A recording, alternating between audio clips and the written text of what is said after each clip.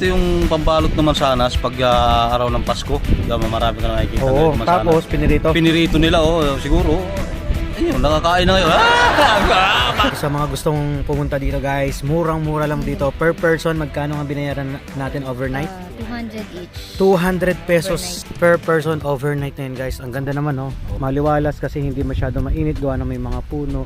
Kausapin nyo lang si Sir Mario guys. Shoutout nga pala kay Sir Mario. So thanks for watching, hanggang dito na lang. Like and subscribe.